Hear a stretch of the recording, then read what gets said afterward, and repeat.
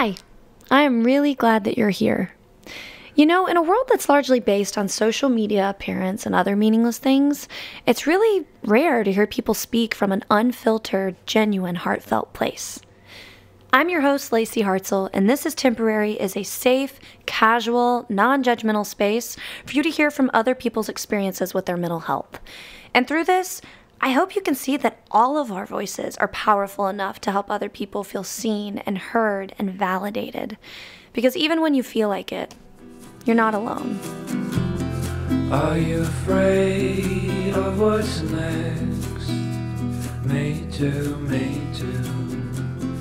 You've seen the best, you guess it's fine. Hello, beautiful people. Welcome back to This is Temporary podcast. I'm your host, Lacy Hartselle. My pronouns are she, her. Oh, and I'm just so excited to be making episodes again officially. It's been a minute. If you are a returning guest and listener, thank you so much. I am so grateful that you're here. It's been a minute since I've made an episode. It's been probably 10 months. And to those of you who are listening for the first time, welcome. I am so grateful that you are here. This space is really special. I'm coming at you today with a lot of energy, a lot of joy, a lot of excitement and passion.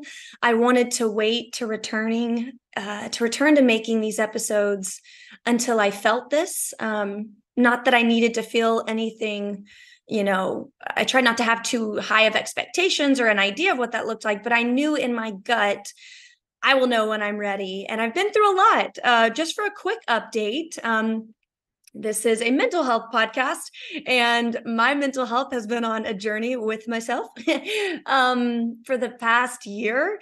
For those of you who don't know, I did a TV show in Paris, which is where I live right now. And it was called LoveTrip Paris. It was a reality TV show. Plot twist, I'm an actor, but I found myself on a reality show. And it was a dating reality show where I got to date from a pool of French suitors, men and women. And it was wild. I think the most wild part is that I met my partner, soulmate, now husband, Bastian. Oh man, life is good. Life is funny. Life is surprising. I remember, gosh, like a year and a half ago being like, dude, I'm just trying to love myself finally because someone can't give me what I can't give myself. I can't give someone what they can't give themselves. I have to freaking love and accept myself in areas that I've just struggled with my whole life. And I made that my mission. And that's how I knew that when the show came around as an option, that I genuinely felt ready. I had no expectation of what would happen. Certainly did not think I would meet my partner who I would marry that fast. But I have followed my intuition. I have followed what feels true, what feels good, what feels aligned and loving and fun, exciting. And that's my life with Bastian. So yeah, that happened. That's why I am in Paris right now. I am returning to the States though, before too long. Really grateful for that. I really miss my community there. But Paris has been filled with lots of life lessons for me. And I am going to be very honest with y'all about what that has looked like. I find that the things that really count and are of value are the most vulnerable and honest, truthful things in life. So yeah, I'm not one to typically hold back. Today, like I said, I'm feeling pretty energized and pretty good. Yesterday, I didn't. My mood tends to bounce around a lot, but I'm really proud of myself to say that my relationship with my mood swings has become much more gentle than I've ever known. I am better at not over-identifying with my feelings, not allowing them to make me think that something's wrong with me just because a feeling feels wrong, and to not judge a feeling as wrong anymore or bad or good. Instead, to just identify, this is anger, this is frustration, this is grief, and allowing myself to sit with it has empowered me to feel like I'm welcoming it as a visitor that is temporarily here and will pass. And I think that's another reason I love aging and just experience, is because you have the ability to look back and reflect on what has happened and how you've made it through 100% of whatever episode you've been through so far, and you will continue to. For those of you watching on camera, another change I've had, I dyed my hair like a copper, ginger, orange, red. That was like a half of a lifetime ago. I wanted to do this and I've never did it. And so I'm grateful that all these internal, like, fiery changes I've been having. Also, I have an Aries rising sign and Irish heritage, green eyes. I was like, you know what? Let's freaking do it. And I'm so excited. It's funny how something so trivial, or I mean, to some people it's a huge deal. To me, I'm an actor, so it felt like a big deal dyeing my hair in a way that you can't fully reverse, not at least for a while. And it really helped me see a visual representation physically of what I'm feeling internally. And sometimes it's fun to just shift things up and see what that does to you, how that affects you, and how that helps shift your perspective. I like doing that. And I think the seasons are very reflective of that idea of change every 3 to 4 months, because it's good for us and it's very natural. So if this is your sign, you need a little extra permission to make that haircut change or hairstyle or whatever shift you need in your life right now. Why not? Why not treat it like play? Life is play. We just get to see. I don't think there is I don't want to make the wrong decision. I think we'll talk about perfectionism a little bit today, because lo and behold, I have felt more oppressed than I'd like to admit by perfectionism still. But it can keep you from making any decision because you're so afraid to make the wrong decision or to do something and to fail, which is part of the learning curve process. It's just necessary. It doesn't have to be viewed as like a downfall in a negative light. So I'm trying to flip the narrative. It's not a toxic positivity thing, but it's a what's the other way we can entertain this? It doesn't have to just be, man, I failed. It can be like, but holy fuck, I tried. I'm so proud of myself for trying. I didn't even, like, it's so hard to just even put yourself out there or to just even gain the energy or the courage to do things sometimes. So yeah, let's celebrate more failures, eh? Wow, I have a lot that I would love to share, and I cannot wait to bring on a lot of people who are going to be in the next episodes to come. I'm also doing a new series that is a little out there, and I'm so excited for it. It came to me when I was just praying and manifesting for clarity on ways to be more creative and to change things up. And I especially focused towards the podcast on, okay, how can I do something a little fun and different and new? And the next morning after praying this, which was, I guess now a couple weeks ago, or maybe even a month ago, I wake up and it's as clear as can be. I already see it happening. I already see the episodes like being recorded, and it was called The Naked Series. And I was like, this is incredible. I love it. It's already so like stripped away and raw and real and naked to talk about your mental health and about what you're really thinking, what you're really feeling, that we often don't see, in especially our digital impression of other people's lives on social media. It's quick clips of like people's highlight reels and things like that. And it's like the good moments. And occasionally you might get a glimpse of some like, oh, and here's like on the reel what was happening today. And that's always very refreshing. So yeah, it's brave enough to talk about your mental health and to destigmatize the shame around talking about your mental health and being honest about struggles. And and I was like, but what if we do it naked? And this is not like, no one will see anything. That's not what it's about. It's just another way to creatively play and bravely play with how that affects us. So it's already, I can tell on certain days when I'm with other people talking about things I'm opening up about, or even when I'm filming episodes of the podcast, where I've been like a little more nervous and shaky naturally when I'm talking about things that are more in depth or more like I don't really have full clarity on them. And it's just, it makes you nervous, and that's valid. But I was like, well, if we go another step further and see what it does to us, if we're, since I'm going to be in Paris for a bit, filming episodes where it's just going to be from the shoulders up, but we're naked. And it's like, how does that affect you? And it's an experiment. It's a journey. It may not be for everyone, and that is okay. But I'm really excited about it. And I'm really proud of and excited about the people I've talked to that are wanting to do it and are happy and thrilled to go on this experiment and journey of talking about our mental health while we're naked. So stay tuned for that. Oh gosh. Okay. So let me see. I think I'm like, where to start? For today, I just want to catch all up, I think, on some lessons that I have learned over the past year that have been of value to me.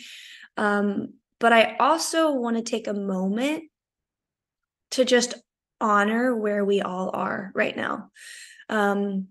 Sometimes you feel full circle in a season, and that's exciting when you're like, yo, I'm at the mountaintop. But I think most of life, we find ourselves in the valleys. And that's just the natural way of things. It's the waves, the ups and the downs. It's the valleys till you get to the mountains. And we'd be bored if we were always on the mountain. The whole point of the valley is to teach us the endurance, the resilience, the lesson, the empowerment in ourselves, the trust within ourselves to be like, look what I learned, look what I carried myself through that. And that's invaluable. So wherever you are today, whether you're feeling like, yo, I am in the pit of despair, or whether you are jumping on top of the mountain, or whether you're somewhere in between, that's valid. And I'm proud of you for where you are. And I see you, I feel you. I've had a lot of ups and downs. I don't know if this is just because of the bipolarity that I have in my brain chemistry, that I'm pretty quick in my ups and downs, at least lately. But I feel it all, and I see how feeling it all and honoring where I am and not judging it, being grateful for it even, it's just helped bring a lot of peace and acceptance. So I'm proud and grateful for where we all are right now as you're listening to this. And there's nothing wrong with you. And it's all going to be okay. So, let's start. I would like to talk about anxiety first. Oh, sheesh. I have worked on my mental health proactively, with a psychiatrist, with a therapist, on my own, the journaling, the taking in all the books and listening to the podcast and going to trauma therapy, things like that. Oh gosh, for probably a decade. But seriously, I would say for 5 to 6 years, or maybe even 7, 8. Yeah. It came out of necessity for me though. Which I feel like it probably does for a lot of people. It's like, oh, I can't ignore this anymore. I can't. Yeah, it's not just for fun.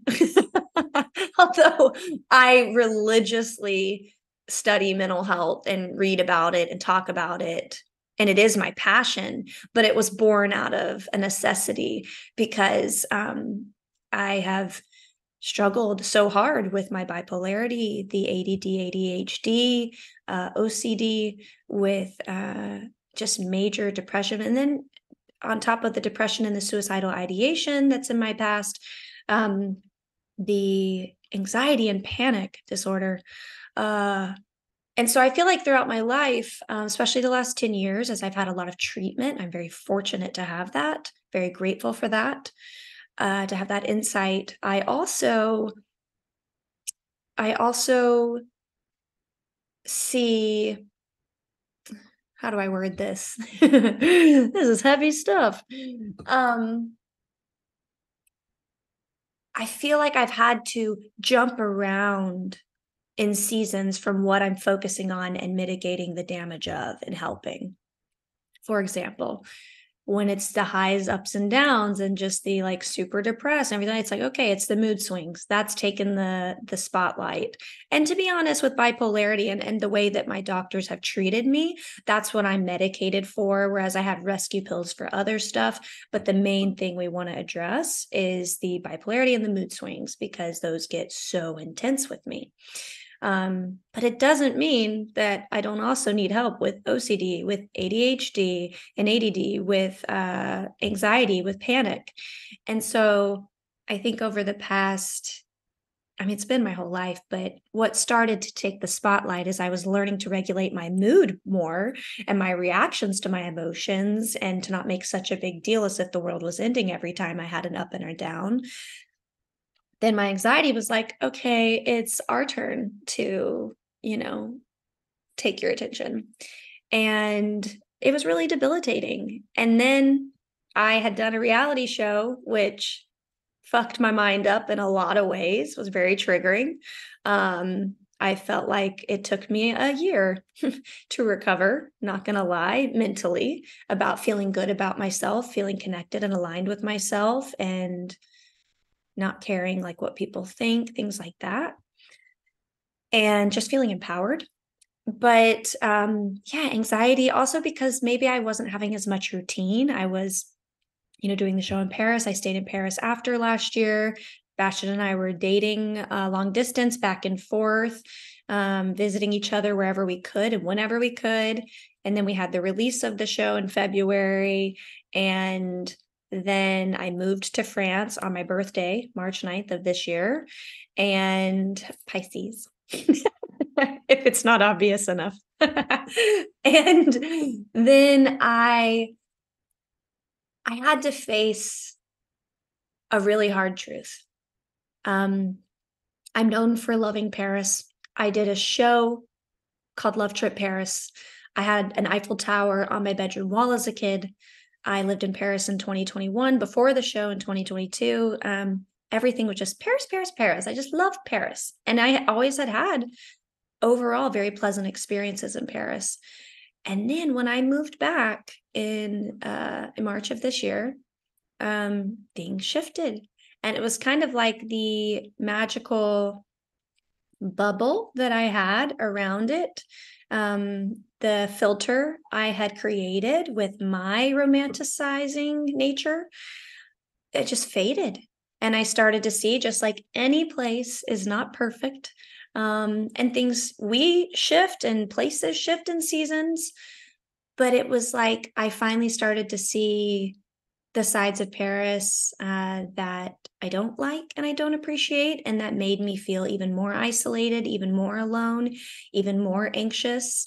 Here I was, moving my whole life. It was official. I wasn't just visiting for 3 months at a time. It was, I'm moving and, getting married to the love of my life in Paris. And I felt so alone. And the in my opinion, and I know many friends, Parisians included, who agree with me, the tough side of Paris when you're past the like touristy bubble is that it can be very exclusive, very negative, and yeah, I guess those are the two main things, which are like the opposite of me. I'm a very inclusive person. I'm very passionate about making sure that everyone feels included, everyone feels seen, heard, understood, or at least tried, accepted, trying to understand someone. And I was just not getting that. And then I was feeling very fragile and alone without my community, to feel like I just wasn't being understood. And I didn't feel strong enough to do that work for myself, of understanding myself. It's like, it's okay. The self-talk was reverting back to like my childhood self-talk, which I was taught, which was very critical, which was very negative and judgmental and harsh. And so I just beat myself down to a pulp. And then the anxiety and panic just ramped up from there. And I had to be honest with myself. I was trying to force myself to love Paris and to make this work. And it was disserving my truth. It was not helping what I needed to hear and be honest about, which was, okay, maybe this wasn't the best move. I tried it and I'm proud of myself for trying it. And everyone knows I love Paris so much. And it's just like, I started to get a lot of confusion from people like, I don't get it. This is what you wanted. And I was like, yeah, no, I don't get it either. It was confusing. But it's okay to change your mind. It's honestly, I am impressed when people change their mind now. Some people get a bad rap for it, that people are like, I thought you were that, I thought you were that. And it's like, yeah, no, me too, but we change. And like, I'm so freaking proud of people now, myself included, when you're brave enough to say, okay, this isn't working. I tried it. I thought it would, or I wanted this. Now I don't. Be it a career path, a relationship, a place to live, anything. So yeah, but I had to wrestle my way through that. It took a while. And I remember we were on my first family vacation with Bashan and his family in Spain, in Menorca, on an island. And I was so excited, but also most of them don't speak English. So my French is not great. When I'm feeling confident and clear-minded, which happens some days, then my French is better and I'm feeling safer. And it's like a film is lifted and I'm all of a sudden like, I am in the zone of French, and it just clicks. But there are other days where it's the opposite. And it's hard because you don't really know day to day what you're going to work with. And it's similar to me with my mood.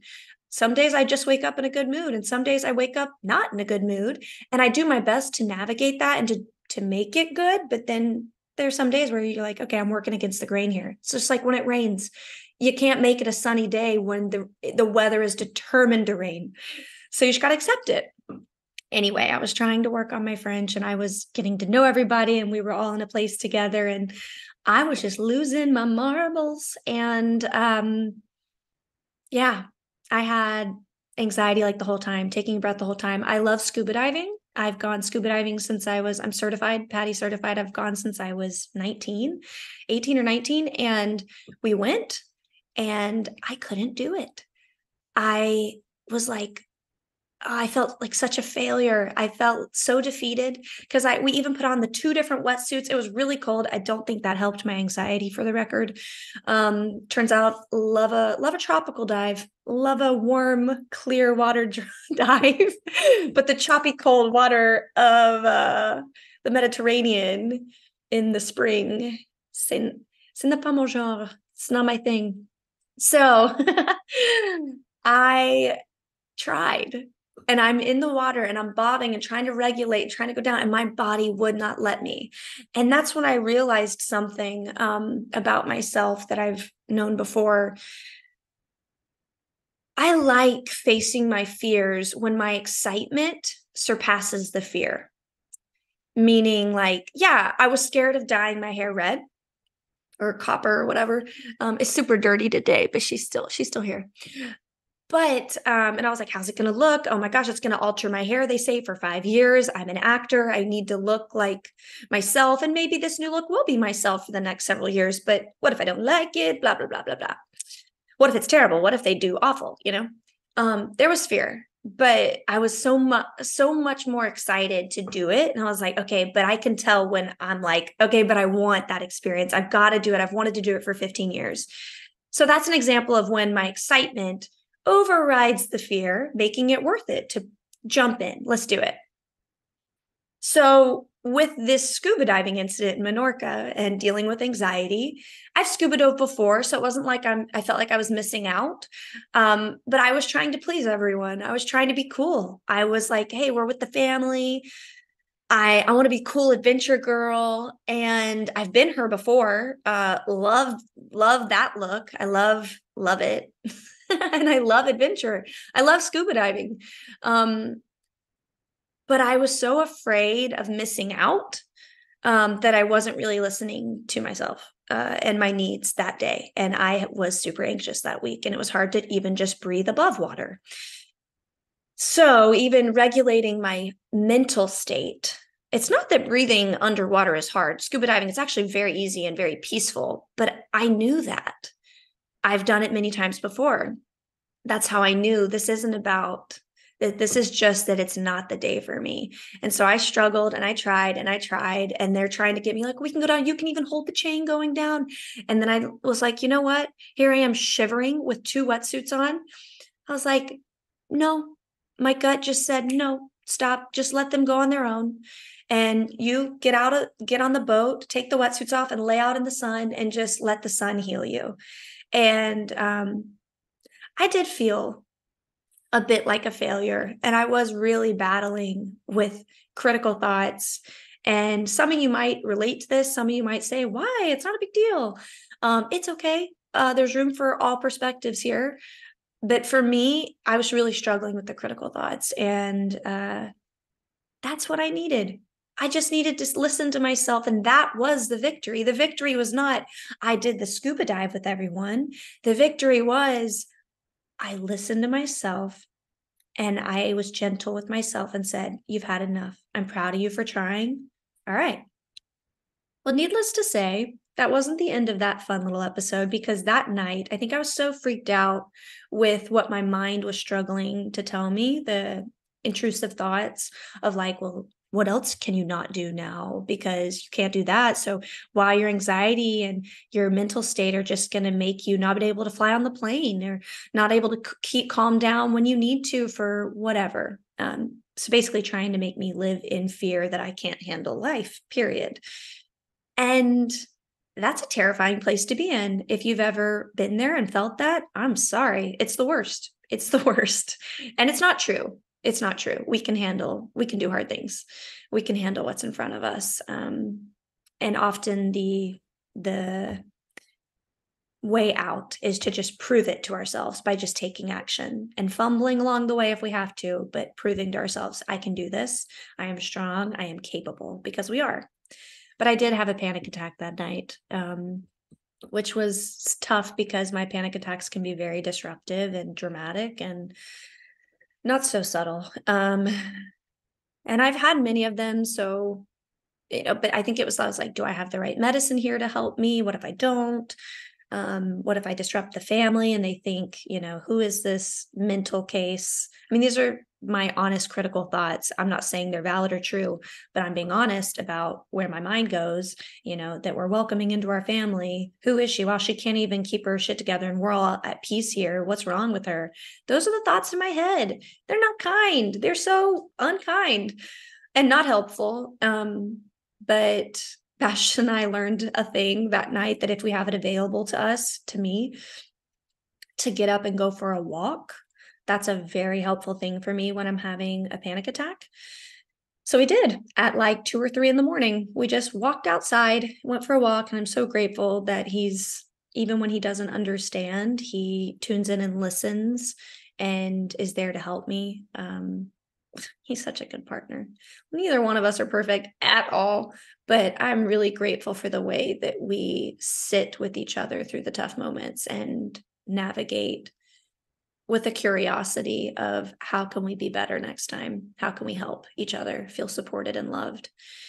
So then we got married a month later, on June 2nd. Thankfully, that was I was working on a lot of the anxiety, the panic, but my continual prayers and focuses in my meditations, which meditations help so much. Oh my gosh. Like I try to do meditations every day, mostly guided meditations. I definitely do yoga every day, but a set of time to like meditation, even if you just wake up and listen to something, I've got a whole list I can share with y'all, and like saved on YouTube. But Oh, it's just transformative, especially for those of us who struggle with anxiety. Wow. Create a safe space grounded in your mind before you even start the day. Life changer. So, yeah, a lot happened. Then back to anxiety. I was starting to feel a little stronger week by week, pushing myself. I was getting outside and walking more. I was socializing more. I was attempting more in French, failing a lot. And the French let you know it. To this day, I went to a show last week called How to Become a Parisian. It's a very popular show here. It's a French guy giving instructions, mostly to tourists, but there's Parisians in there too. It's fun for everyone. He's a comedian, but he chose to pick on me the whole time.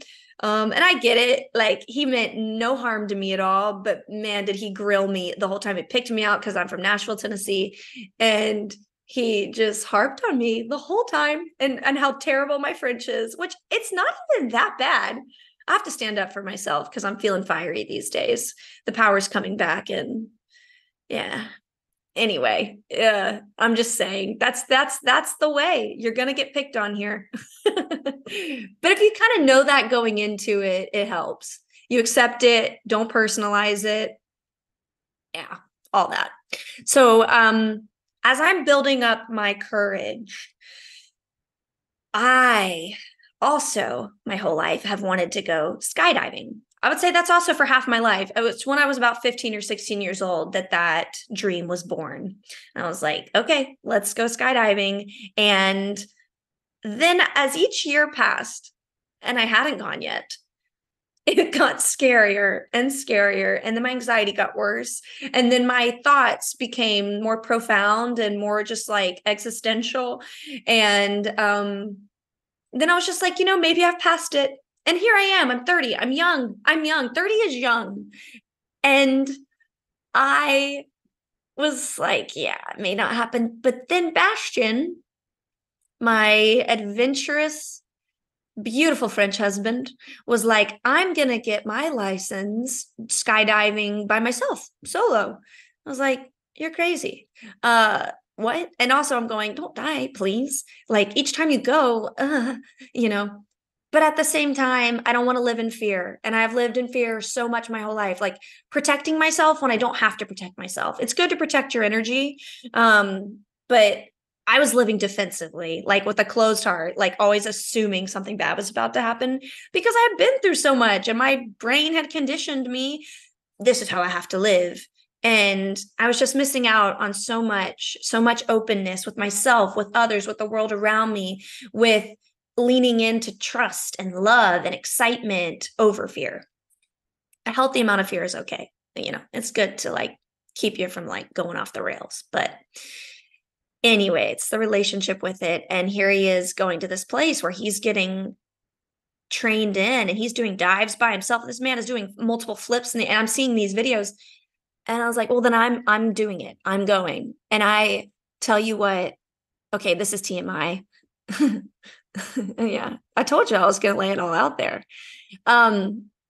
Because of my anxiety, my whole life, I've struggled with constipation, IBS. When I was younger, it was like the side where you go all the time. And then as I got older, like adult life was more like she's one blocked chick.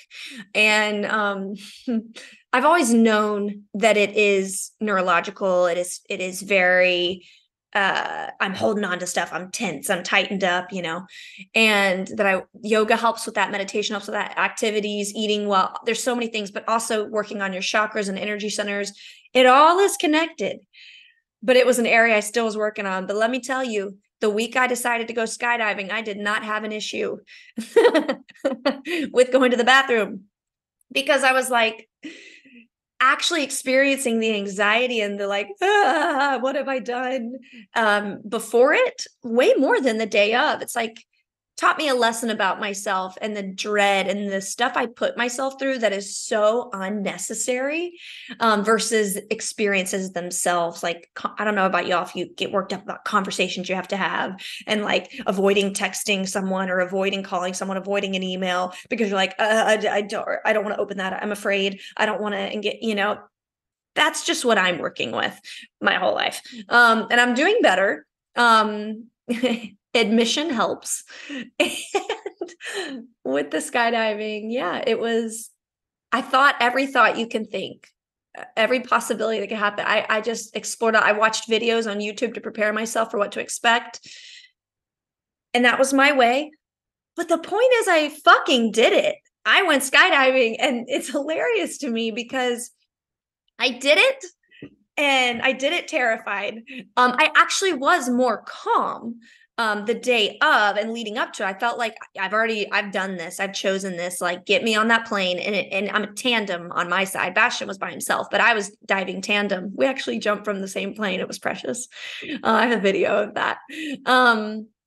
But I even told the guy, Guillaume was his name. And I was just like, basically, if I panic up there, go jump with me. Like, I'm attached to you. So just throw me out. And thankfully he did not have to do that. But I was totally, and it's on video. I have the whole video, although I edited a shorter version that I put on my Instagram back in like June. But I am jumping out of the plane with him, and you're falling with a person attached to you. And it's one of those things you just don't know what to expect of something you've never done. That is so unlike anything else like that. I can't compare it to anything. I can tell you that you should do it. If your, health and mental health allows, do it. I think everyone should do it at least once, especially tandem, because you don't have to do anything. I will say, maybe it was my mind playing a trick on me, but I was game 1, 2, 3, and then we go. And I remember Bastian telling me, it's like you're floating on a cloud. And maybe it is when you're going by yourself, but when you have an adult man like attached behind you, it felt like an adult man falling on top of you through the sky, I guess. So it felt like even more pressure and like, ugh, it was intense. And the free fall seemed to last forever. I also felt like I couldn't breathe the first half of the free fall. And I was like holding on to him, which he told me not to do. It wasn't even a thought. Like, it was just instinctual that I'm jumping out and I'm like, holy fuck, this does not feel like how Bastian said it was going to feel. This is an actual drop. When does it stop? So I was fighting it.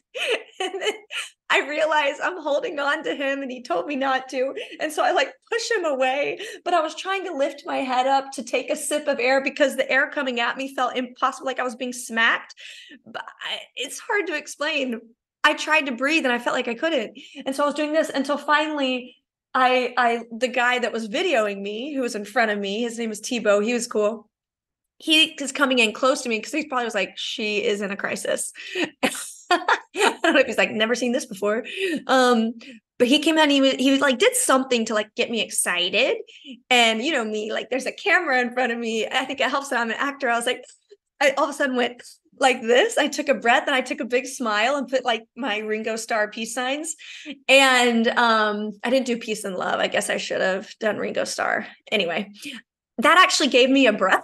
It was my smile. And then it's just, it's chaos. But my favorite moment was when he pulled the chute. Maybe it's because in my brain, I was like, okay, we have to shoot. It's not I'm not going to the ground splat. But then it was so peaceful. You're still like so freaking high, at least 2,000 feet in the air at that point. I think it's more than that. It might be 6,000. I get confused with the kilometers, the miles. That's another thing here. Just so many changes. And some days I'm just like when I baked some crepes the other day and I was like, the measurements, some days you just have enough. You're like, I'm tired of converting the measurements, and that's okay. That's okay. Anyway, it was wonderful. I landed. I felt empowered. I had anxiety the rest of the day, actually, not beforehand. I was calm beforehand. After I did it, I got on the phone with my mom and I was like, Mom, I just went skydiving. She was like, oh my gosh, that's amazing. Yeah, I've always wanted to do that. But were you not worried that your heart would stop working? And I was just like, I had just finished it 10 minutes before and I'm on the ground in the area looking. I'm just like, no, Mom, I didn't think about that, but I'm really glad I didn't talk to you before to add a new anxiety of like, what if my heart just stops? I'm just so scared, Anyway, I can say I've done that now. And coming from someone who had the excitement, the thrill, the desire to do it that overcame the fear. So it was worth it for me. I'm not going to push anyone to go skydiving, but if you were like me, you can do it. Another thing I did as far as facing anxiety, I'm just pointing out to y'all anything that was kind of like a pillar in the past year for me of that marks a moment where I feel like I really learned something valuable. This one's getting a little kooky, and I'm not recommending this to anybody. I'm just speaking on my own experience. And I also talked to my psychiatrist about this. I've wanted to do this for a long time in a very responsible way. But I wanted to try magic mushrooms. And I've read about all of the benefits of psilocybin with people with PTSD, especially, but helping to create new neural pathways. I had the metaphor someone told me where they were like, your brain and your neural pathways on like how you are programmed to think and believe are kind of like you've gone down a snowy mountain on a sled, and all these sleds have created very ingrained pathways that you've always been stuck to, and it's never looked any different. But they said trying an experience with psilocybin, especially in a very responsible way, again, it creates a new snowfall that gives you an empowered opportunity to intentionally choose which ways you want to direct those new paths. And I was like, well, if there isn't a whole like collection of things I would like to, reroute in my brain, things that I wish I didn't struggle with, things that I wish didn't bother me, things that, I just wish that I wasn't fazed by, because I don't have to be. And I know that my perception of reality is just a reflection of me. So yeah, there was a lot there. There still is. And that's part of this journey, babes. So I did shrooms. It was a lot. Oh, that was this summer. I did it with Bastion and two of my close friends. We all feel safe together. And they had experiences, not Bastion, but my friends had. And we were very smart about it. And we just were at my parents' home in Nashville, and wow, it was a journey. Overall, I would say it was like being born again. That's how it felt to me. And maybe that's what I needed. But the beginning was a doozy on my mental health, my anxiety. Oh, baby. I was so nauseous the whole time. I did eat them. I didn't do a tea. I just munched on those bad boys. And I felt pretty hardcore for it. And it was on my vision board for this year. So I was like, it's happening. And I was just so excited to gain new perspective and to just see, again, the excitement overrode the fear. And I felt very grounded in that decision. So yeah, the couple hours going into it, I felt like uncomfortable, like I didn't want to be around anyone, and everyone made me uncomfortable. I was just like, stop talking. And I kept getting in the pool and just doing these movements. I'm swaying my arms for those of you who aren't watching the YouTube video. And I was like, okay, clearly movement is medicine. Clearly movement is medicine for me. That's the way I exist. And I've known that before, but this was making it very evident to me. I was just like, we get socialized and we are told what is normal, what is socially acceptable, what is not, how to hold yourself, how to compose yourself in public, how to sit, how to move your body, how not to move your body. And I'm going, well, here my body, without shame or judgment in a safe space is showing me that this movement, wow, it helps so much. It's just like it's very fluid, and I'm swaying my hands just side to side, and it's equalizing. I just feel like I ground myself and focus more. And maybe it's bilateral too, because I'm going right to left. It's kind of like the bilateral taps or the EMDR eye movements. But that was kind of what got me through the beginning, where I was so uncomfortable. And then I had a moment where I'm crying and I want my mom to take care of me. But then I realized that my mom taught me how to take care of me. Therefore, I am my mom and I will always have her with me. And I'm so grateful for her. And I'm sobbing. And I'm like, I am never alone. I am always nurtured. I am always loved. I am always taken care of. I mean, it was wild. Then we're outside and we're playing in the banana leaves like we're little ants. And I was just discovering being a human again, like for the first time. Like, this is what it's like to have arms and to feel my hair and to move and to dance and to look at nature and to be in nature. It's just that new, like, that awe of everything around you, the vibrancy. It was wild because it felt like two dimensions existing at the same time. And there was such a harmony there and an awareness. And I remember at one point, I was looking at what looked like a magic trick of a light illusion on the floor of a water puddle that from one angle with the light coming down, I didn't see it, or maybe it was the reverse, but from the other angle, it was like it disappeared. And I kept walking back and forth and looking at it and being like, how is this possible? And I was trying to analyze it. And then I realized, and my higher self, I guess, just told me, stop trying to analyze, just appreciate.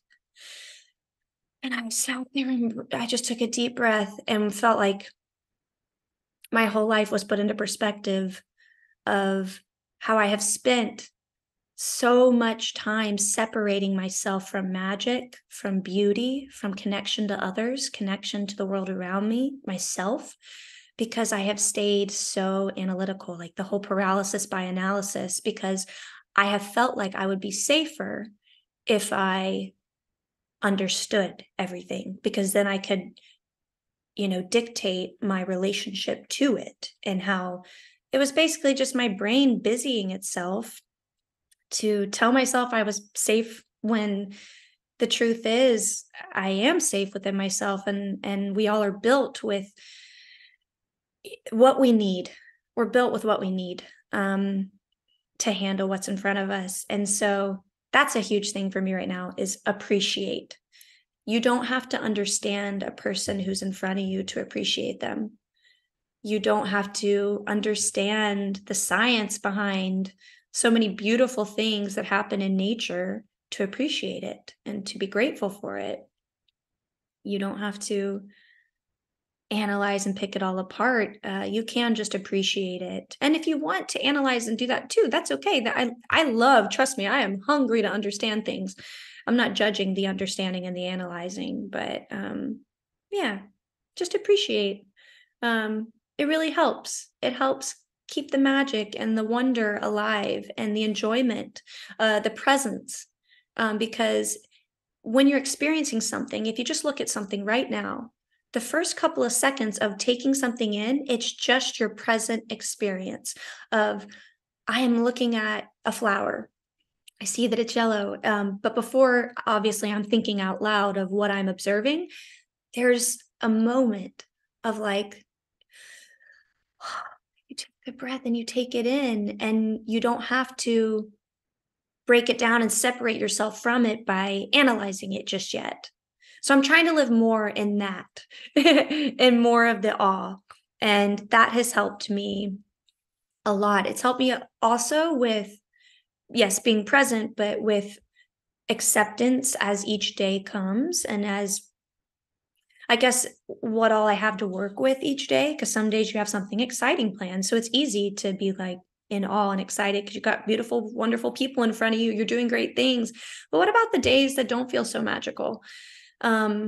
It's helped me to start telling myself I am the ideal today, every day.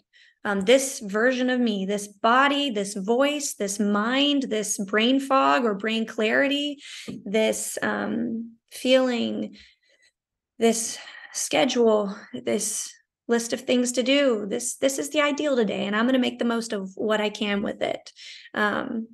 That's helped with the appreciation as well. And it helps you to be like so much kinder to yourself, instead of shoulding on yourself with like, I should be here, I should look like that, I should want to do this, I really should, blah, blah, blah, blah, blah. Do you want to or need to do something? Okay, then don't put all these extra pressures and expectations on yourself if they're not necessary. Mercy, I do that to myself a lot. I'm still working with perfectionism, as I mentioned. Even doing this episode, I've been waiting to come back to making episodes because I have been excited for the past month to make episodes. I even recorded an episode that the sound messed up, and we're going to redo it. But I think in my brain, I was like, oh, I need to be in the perfect mood. Not perfect, but I need to feel well balanced. I need to have like a great day laid out. And then yesterday was less active and more like frumpy. And then today was the opposite. And I was like, well, I feel more active today. And I was looking at my list of things to do, things I would like to do. And I was like, why not record the episode today? Because for me, the real fun and the challenge that now this is clearly accountability because y'all are hearing me say it, is that I just continue to show up. It doesn't matter how I show up, because first of all, it's a mental health podcast. So I have to start with accepting myself in all forms. And I know that y'all can relate. We're not feeling 100% every day, but that's doesn't matter. We shouldn't. If we're going to say the should word, it's that we shouldn't be perfect because it's just not possible. And there's so much beauty and wonder, in the acceptance of okay, well, I have about 50% today, or today I'm feeling 70% this, but then 30% anxious. And it's like, cool, that's what you're working with. Nothing wrong with that. I went to a sound bowl class for the first time. And it was in Paris, which was so cool. It was with the sister of a friend of mine here. Oh, and it was wonderful. And I love that at the beginning, she asked everybody, please tell us, it was in French too, so I was proud of myself for understanding.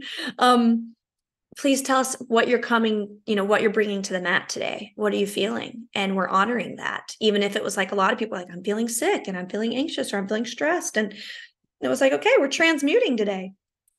So, wow, that was special. That was so special. Okay, let me see.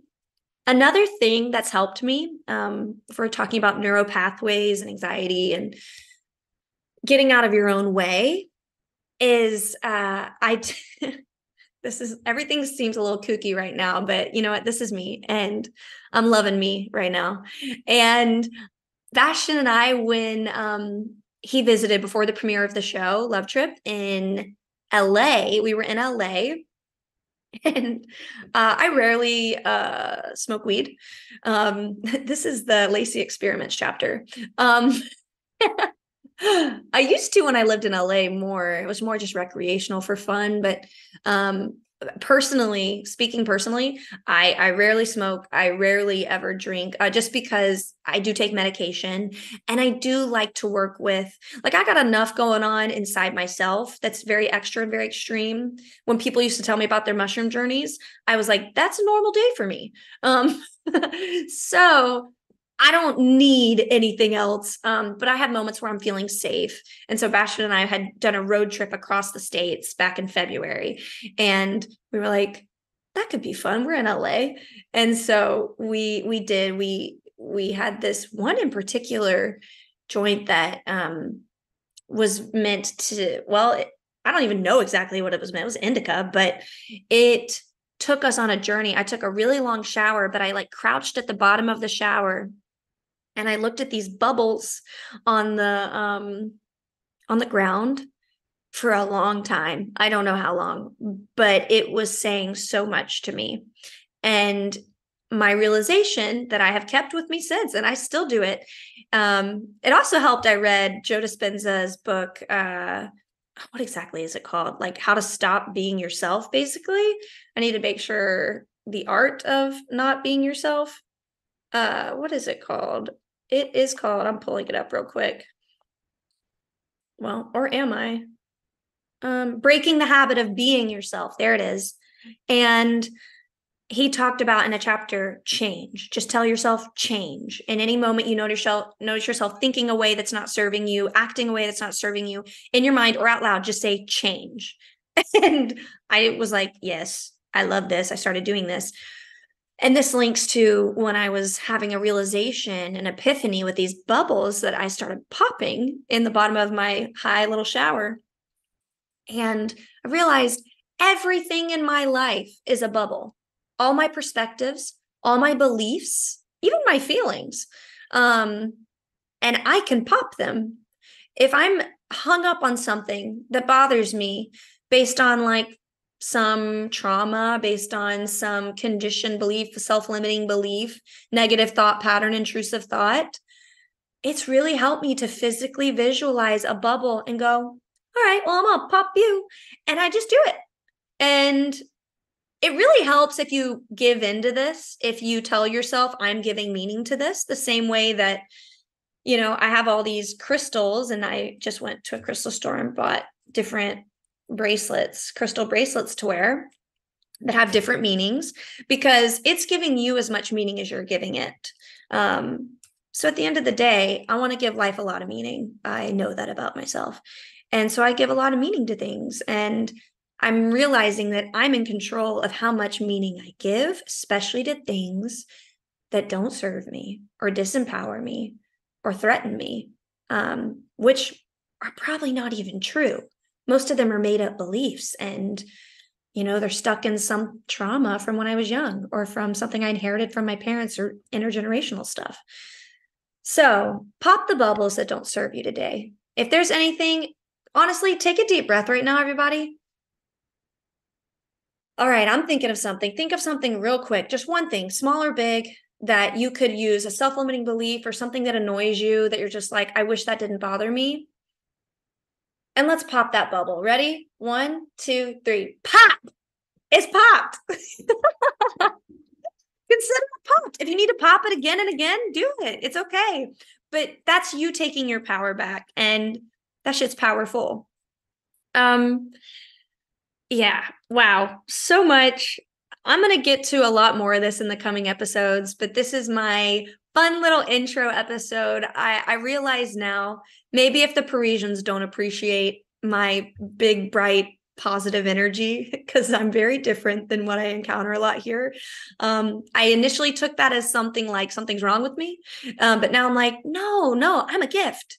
My joy is genuine. My excitement about life is genuine, even if it fits a cliche, an American cliche. I don't care. I Yeah, I'm a gift. You're a gift. You really are. I cannot, how to word this? I cannot express and like cheerlead you on enough to let you know that who you are is a gift, and what your strengths are, what your struggles are, it's all aligned, and it's all a part of a greater purpose that connects you to everyone. We can relate to each other, especially when we get real and we find out, oh, maybe I didn't see that from looking at you or your life or your Instagram story, but what we feel, that's what connects us. We may not have had all the same experiences, but let me tell you, our feelings at the root of those experiences, those really bring it home, as far as knowing that we're not alone. And yeah, just remember, if you are feeling any type of way, especially if it's feeling more negative, there's nothing wrong with that, but it also does not define you. If you are feeling hopeless, it does not mean that you are hopeless. You are so hopeful, actually. We all are. And thank you for spending this time with me. I look forward to y'all listening, hopefully to more when the Naked series comes out. And I hope you have a really great day. I hope you know that you are loved, you are important, you are not alone, you are seen, you are heard, you are valid.